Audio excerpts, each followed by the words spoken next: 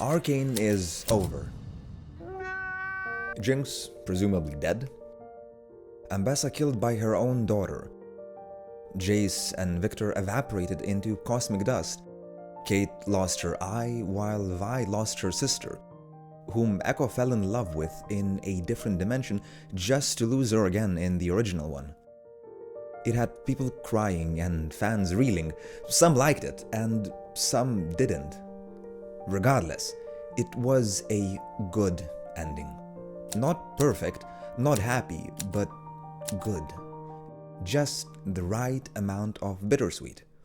A type of story ending that our humanity needs more of. I know, dramatic, but just hear me out. There were several story arcs in the show that needed to be tied up. Now try to see if you can notice a pattern between them all. Caitlyn and Vi finally reconciled. They both lost a lot throughout the entire show. And you can tell this by one of the last scenes in the episode 9, where Caitlyn is surprised to hear Vi humming a tune. This shows two things. Vi was nothing but miserable over the last few months, and she's showing the first signs of getting over it. This makes Caitlyn happy.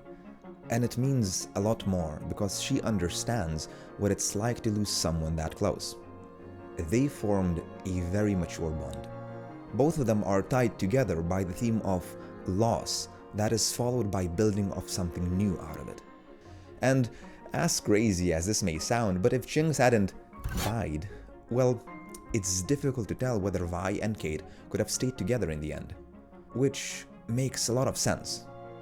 Now, before Jinx died, her relationship with Vi was mended by the reappearance of Vander. And while they were all together and while Isha was still alive, there was hope for being a family again. After those dreams died, so did Jinx. It's hard to say if she even felt remorse.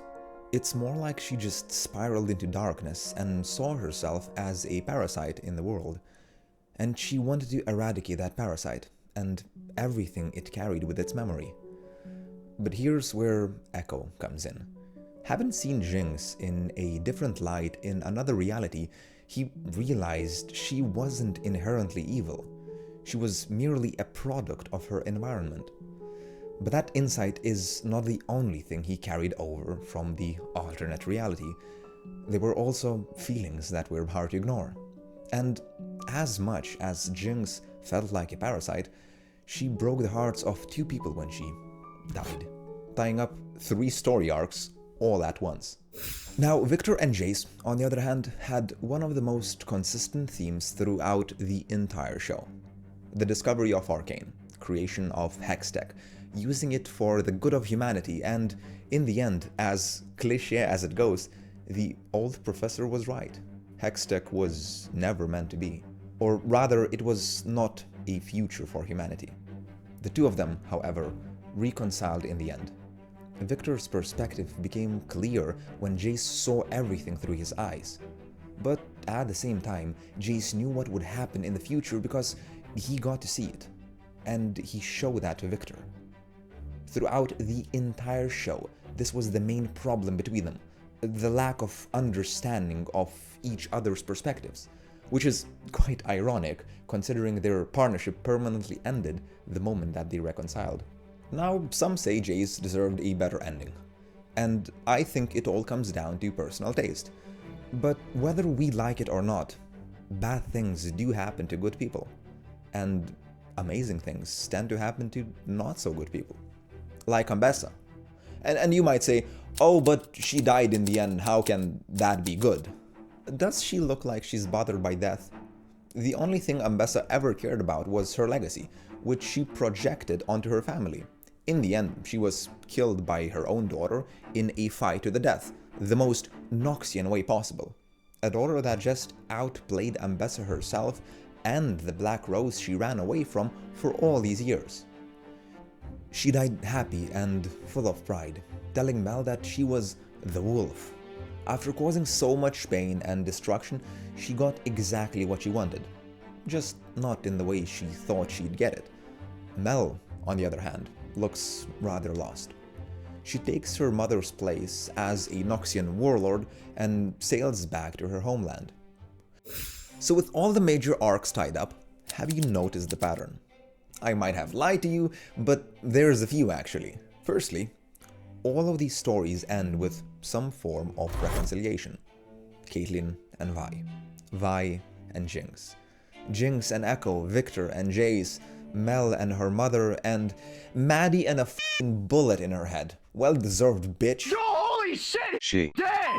All the conflict has been resolved, and all the characters have reconciled in one way or the other. There are barely any loose ends left. The story of Arcane ends full of sadness and hope. Hope for Kate and Vi's future. Hope for Piltover and Zaun. Hope for Victor and Jace. Did they actually die? We don't know. Hope for Mel and her finally being free from her mother and Black Rose. Hopium for Jinx. The fact that we haven't actually seen Jinx die, and the blip showing at the end leaves a lot to interpretation. And hope for Echo. I just really hope that he doesn't kill himself. I'm joking, but you get the idea. Now, just to be very clear, I'm not saying the ending of Arcane is faultless. Some things felt a bit forced, some characters could have used more screen time at the end. But overall, it was a good ending. I might even dare say a happy ending. Now, we all like happy endings. Or so they say. If you ask almost anyone in life about what they want, they'll usually tell you something like, I just want to be happy. And considering how Arcane started, and how it progressed, the ending is as happy as it could have been. It's bittersweet. Bitter being the part where we have to accept that shit happens, and sweet being the part where there is still hope for the future. The story itself felt more real this way, because it was more parallel to life. Our brains crave stories like this, moments where things seem impossible and irreconcilable, good fighting evil against all odds yet somehow prevailing in the end. And not without losses, because no good story can exist without those fuckers. And as long as the characters are believable, as long as their motivations feel real, and as long as that bittersweet story makes sense, it will shit on any straight up happy ending at the end of the day. In a world where nothing makes any fucking sense anymore, where every day is the last day according to social media, where every election is the last one, we need happy endings like this one. We see ourselves in these stories.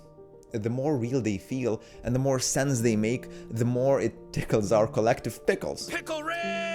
Such stories cultivate hope we so desperately need. There's a reason why people flock to relatable stories with happy endings like Harry Potter, Star Wars, Lord of the Rings, etc. But I think Arcane's ending was way better in comparison. Or rather, it felt more real. And this is where I start to have a little bit of a dilemma. As a DM, I'm basically in charge of how the story ends for my players. Now, I could just say, oh, all your actions led you to this point, and just let the dice tell the story. But that's not how I roll. My only goal is for everyone to have fun. And it depends heavily on the players and what they find fun. Some might like tragic stories and some might not. Now, an ending to a story sets the tone for the entire story in retrospect. If the story was nice and it ended tragically, it's a tragic story, and vice versa. There's a lot riding on the ending being a good one. Just look at Game of Thrones. Sad. Now, I like good endings, and I want my players to have those. I like bittersweet endings, and I also do like happy ones. I generally try to avoid tragedy unless there's no other way around it. But at the same time, I don't want to railroad the story into a happy ending because it will kill the suspense of disbelief. So the best way that I found to do the ending that matches my preferences is to make the ending as happy as it makes sense. Which is what Arcane did. Because there are plenty of ways the show could have ended that would have made more sense. Here's one. Vi could have sacrificed herself to save Jinx. She was always the bigger sister. Even after everything that Jinx has done, Vi would have given her life away to save her. This way, Jinx survives, miserable and full of guilt. She wouldn't take her own life because it would mean defiling Vi's sacrifice. Now Echo gets to live with having feelings for a husk of someone he once knew. And Caitlyn loses yet another close person to her. It's the absurdity of life, and then things got worse. That's one thing almost every good story omits on purpose. Because we don't want stories to be exactly like life. We want them to be happier and more hopeful. Thanks for watching.